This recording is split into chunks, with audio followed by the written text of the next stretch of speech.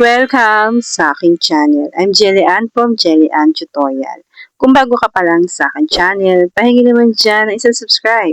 Hit mo na rin ang bell button para updated ka sa mga susunod ko pang i-upload. Hello mga ka-Jelly, for today's video about editing na naman ng ating topic. So dito, bida po si Magic Sarap. Magic Sarap, baka naman. May pera sa Magic Sarap kaya gawa mo na ng reels yan habang trending pa.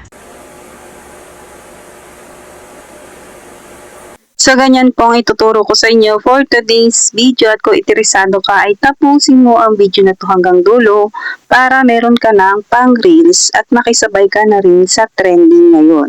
Kasi trending po si Magic Sarap. Kaya tara na, let's go! So una, punta tayo sa Google Chrome. Tapos i-search natin dito yung Gemini AI. Itong unang lalabas ang itatap natin. Dapat dito nakalagin ka gamit ang iyong Gmail para makapag-generate ka dito. At pag ganyan na yung itsura niya, dito sa baba sa Ask Gemini, ayan, dito tayo magpipaste ng prompt na kailangan para makapag-generate tayo ng AI photo. So, yung ipipaste kong dito prompt ay Taglish. So, pwede naman yun English at Tagalog. Basta naiintindihan siya ni Gemini AI. Mag-add lang tayo ng picture kung makikita nyo itong plus sign. Ayan, pindutin lang. Tapos, piliin yung upload files at media picker para mapunta tayo sa ating gallery at pumili nga tayo ng picture. Hintayin lang natin mag-loading yung picture. Pag okay na, lalabas na yung arrow sa baba at pindutin lang yan para mag-send na at para ma-generate na ni Gemini AI yung ating picture. Madali lang mag-generate dito sa Gemini AI at ayan na agad yung resulta. So, yan ang ating AI photo. Para ma-save, pindutin lang tong arrow sa taas para automatic na mapunta po siya sa ating gallery. Pag okay na, punta tayo sa Pixverse AI. Kung wala pa kayo nito, pwede nyo i-search sa Google Chrome o kaya i-download sa Play Store. Tapos, mag-login lang kayo gamit ang inyong Gmail para meron kayong free na pang-edit. Kasi meron po ditong free everyday. So, ayan, punta lang tayo dito sa plus sign sa gitna. Tapos, lagay nga natin yung picture na galing sa Gemini AI. Tap lang natin ito. And then, piliin yung picture na galing kay Gemini AI. And then, dito sa baba, maglagay tayo ng prompt. Kung anong gusto nating ipagawa doon sa picture. So, ito yung example ko.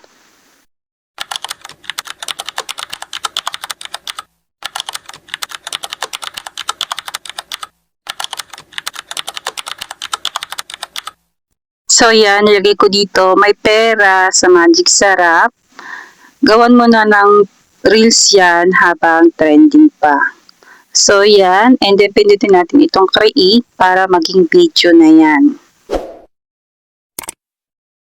Ayan, automatic na magbabak yan. Pero dito nyo naman nakikita sa me ang inyong ginagawang video. Ayan siya. Kapag nag 100% na yan, ay okay na yon, video na yung inyong picture. Diba? Ganun lang kadali. At pag okay na, itap lang natin yan. Tapos, pindutin itong arrow sa taas. And then, piliin itong MP4.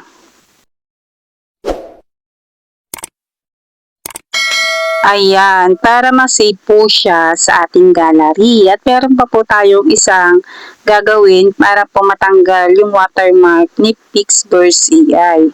Para hindi tayo ma-violation ni Meta. Alam naman natin na bawal ang may watermark pag nag-upload tayo ng reels kay Meta. At pag ganyan na nga ang itsura niya, download complete, nasa gallery na natin. Ang sunod naman, punta tayo sa CapCut. Ayan, open lang natin yung CapCut. Tapos, dito tayo sa new video. Itap lang natin yan. Tapos, ilagay natin yung video na galing sa Pixverse AI. I-add natin dyan. Yan, tap lang natin yung add. At pag nandyan na siya, piliin sa baba yung aspect ratio.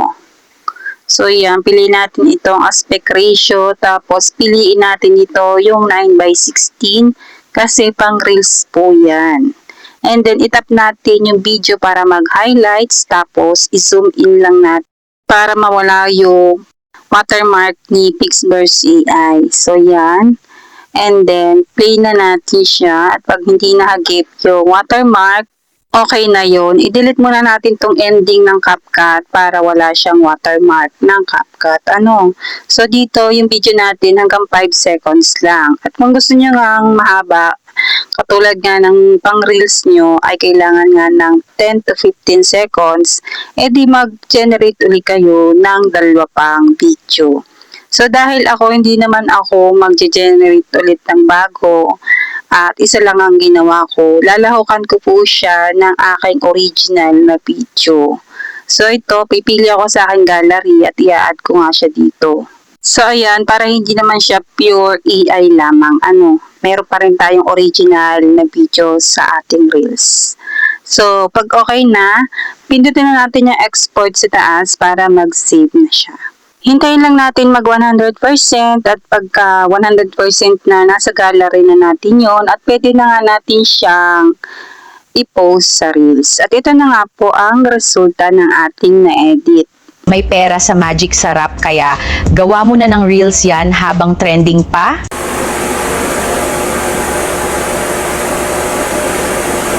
So yun, sana nasundan niyo po ang aking tutorial for today's video at kung gusto niyo nga pong magtanggal ng watermark ni Gemini AI, pwede niyong panoorin yung video ko na ito.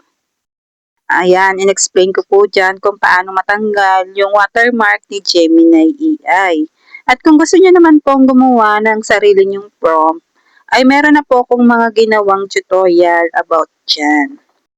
So, pwede niyo pong panoorin yung mga video ko kung paano nga po gumawa ng sariling prompt.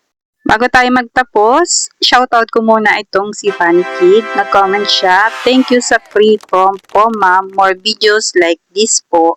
Nagawan ko po ng magandang parang realistic pictorial yung pamangkin ko sa pinsan na sakto din na 2 years old at girl din." So yun, maraming salamat po sa panonood sa aking video. At yun nga po ay nag-share din po kasi ako dito sa aking YouTube channel ng mga prompt kung paano nga po mag-edit. So pwede kong bumisita kayo sa aking YouTube channel kung interesado po kayo sa mga ganoong video. At sa mga bawat video po na aking ginagawa, sinashare ko po dyan yung prompt na ginamit ko. So makikita po yun sa baba ng caption. Dito po sa more, pindutin nyo lang po yan. Tapos ito na po yung prompt. Pwede nyo po yung makopy at para po maggamit nyo po pang edit sa Gemini AI. Kung halimbawa naman po hindi nyo po makopy yung prompt sa description box at sa comment section, pwede nyo po akong i-PM dito sa aking Facebook page at screenshot nyo lang po yung video na pinanood nyo sa akin at para malaman ko po yung prompt na ibibigay ko sa inyo. So yun po, follow nyo na rin po ako sa aking Facebook page at dito naman po sa aking YouTube channel ay please don't forget to subscribe ng aking YouTube channel. See you lang. Thank you for watching. Bye.